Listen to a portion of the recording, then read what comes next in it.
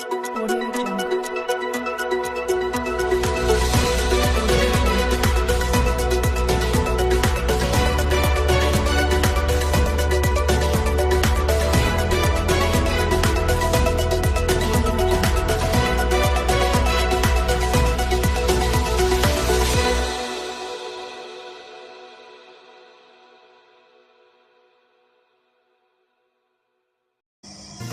Halo, selamat siang pemirsa.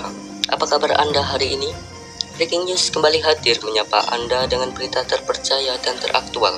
Bersama saya, Ahmad Ridho, inilah Breaking News selengkapnya. Audio Jungle.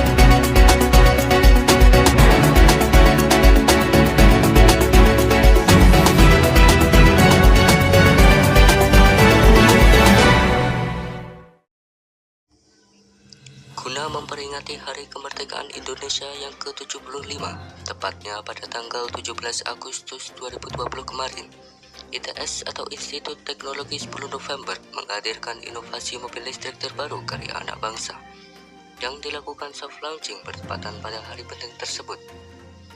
Soft launching iCar ITS kemarin dihadiri oleh Rektor ITS Profesor Ashari beserta jajarannya hingga Tri Risma Harani selaku Wali Kota Surabaya.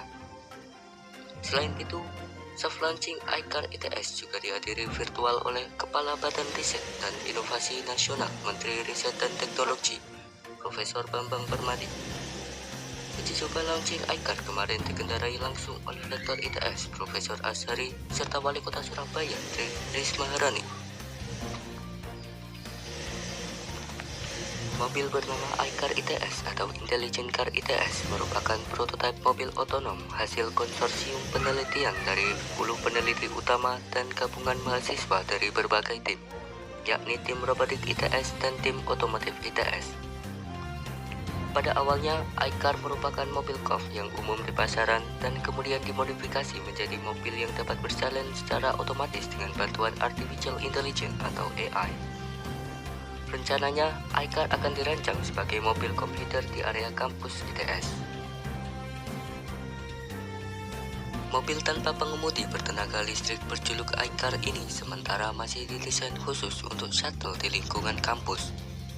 Sistem yang dirancang tim peneliti memungkinkan mobil mengenali potensi bahaya, mencegah tabrakan, dan mengurangi resiko kecelakaan. Misalnya, ada objek di sekitar atau terdapat mobil di depan, maka iCar ini akan menghindar jika berada jauh dari halte. Sedangkan jika iCar ini berada di dekat dengan halte dan terdapat objek di sekitarnya, maka iCar ini akan berhenti. Hal tersebut dikarenakan pada mobil iCar ITS ini dilengkapi dengan sistem GPS atau Global Positioning System yang berfungsi untuk membuat rute dengan ketelitian yang tinggi. Pada iCar sendiri juga dilengkapi dengan sensor LiDAR atau Light Radar yang berfungsi sebagai sensor jarak untuk mendeteksi objek-objek yang ada di sekitar mobil iCar tersebut. iCar juga dilengkapi dengan vision atau kamera yang berfungsi untuk mendeteksi manusia, mendeteksi mobil lain, ataupun mendeteksi objek-objek lain yang ada di sekitar mobil. Kemudian yang terakhir, pada iCar juga dilengkapi dengan sensor orientasi yang berfungsi untuk mengetahui orientasi ponsel dan mendeteksi posisi smartphone dari penumpang. Jika ingin mengetahui lokasi iCar secara real-time, penumpang bisa memindai barcode yang terdapat pada halte atau mengakses laman yang telah disediakan. Dalam satu putaran, jarak tempuh yang dilalui mobil iCar ini adalah 2,6 km. iCar sendiri dapat dipesan melalui aplikasi web maupun Android smartphone, yang kemudian iCar akan menjemput penumpang dan berjalan ke tujuan dengan kecepatan 10 km per jam dan dengan kemampuan menghindari halangan. Meski sudah beroperasi sejak 8 Agustus lalu, sebenarnya iCar masih dalam tahap uji coba.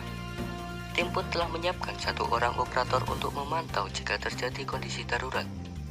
Tak hanya operator, penumpang pun bisa langsung menekan tombol darurat yang terdapat di bagian depan dan belakang sehingga mobil akan berhenti. Jika kemudi dipegang dan digerakkan, sistem yang semula otomatis akan berubah menjadi manual. Begitu juga jika rem diinjak, mobil pun akan berhenti. Mobil pintar berkapasitas 5 orang penumpang dan 1 operator ini telah beroperasi dalam 2 shift, yakni pukul 10 pagi hingga 11 siang dan pukul 2 siang hingga 3 sore. Adapun halte yang dilewati baru 6 dan akan berhenti selama 30 detik pada masing-masing halte. Nah, itulah tadi berita mengenai mobil tanpa pengemudi bertenaga listrik iCar karya anak bangsa.